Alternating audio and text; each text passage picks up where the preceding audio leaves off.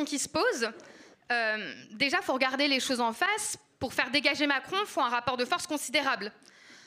Et c'est un débat qu'on a avec d'autres secteurs du mouvement, que ce soit les directions syndicales, on en a beaucoup parlé, mais aussi la gauche réformiste, notamment nos camarades de LFI avec qui on lutte très régulièrement dans les assemblées générales, mais où on a des débats de stratégie et de logique, où on débattait déjà pendant la réforme des retraites du fait que la combinaison entre obstruction parlementaire et quelques journées de grève isolées, a priori, ça n'allait pas suffire.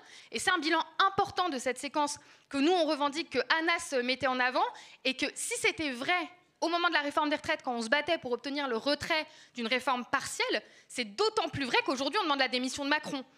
Et si on est conséquent avec cette revendication, si on est d'accord pour dire que Macron doit dégager, il faut prendre ça très au sérieux, et ça va se faire avec la construction d'un vrai rapport de force, d'un blocage de l'économie, de la construction d'une grève générale, mais qui implique de mettre toute son énergie au service de ce projet-là. Ça veut dire construire les assemblées locales, ça veut dire tourner dans les secteurs des entreprises, ça veut dire préparer les blocus de lycée, ça veut dire coordonner les secteurs. Et c'est à cette condition qu'on pourra obtenir la démission de Macron, mais surtout, et c'est là où il y a un deuxième niveau de discussion avec LFI, pourquoi est-ce qu'on serait contraint de s'arrêter là ? Si on est en mesure de construire un rapport de force suffisamment important pour que Macron dégage, ça veut dire qu'on peut espérer beaucoup plus. Parce que la réalité, c'est que la manière dont LFI est en train de poser la discussion, c'est de dire qu'il faudrait un moment refondateur. Mais ce qu'ils appellent un moment refondateur, c'est en gros une nouvelle élection présidentielle pour élire un nouveau monarque de la Ve République. Et ils le disent à peu près comme ça. On entendait Mélenchon le 18 septembre qui expliquait que, en fait, c'était dans la culture populaire, la Ve République et l'élection présidentielle. Moi, je pense que c'est faux. Je pense que dans les assemblées générales, sur les piquets de grève, dans les lycées, les gens sont en train de discuter de beaucoup plus de choses que ça.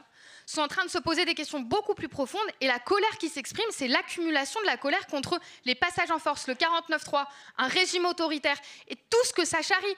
Et à partir de là, on peut demander beaucoup plus que la démission de Macron. Et surtout, je ne crois pas que les gens soient en train de se dire il faut maintenant, dans 2 mois, pour qui je vais voter, est-ce que c'est pour Tondelier, Mélenchon ou Roussel ?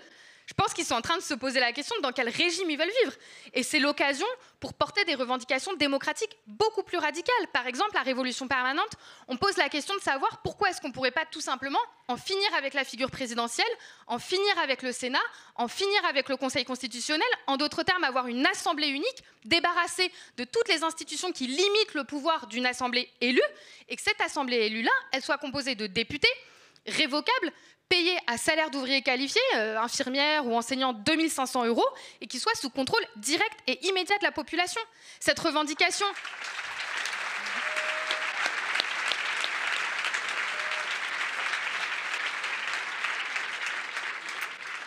Elle s'inspire en fait de la tradition de la Révolution française et de la Convention. Mais ce qu'on veut dire par là, c'est que les classes populaires qui sont en train de se révolter, elles méritent beaucoup mieux.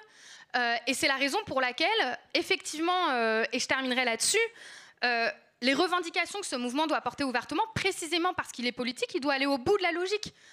Il doit affirmer qu'il se bat, oui, pour le retrait de la réforme des retraites, contre l'austérité, mais contre le génocide à Gaza, pour la fin de la Ve République, pour une alternative qu'on doit porter de manière extrêmement claire et déterminée.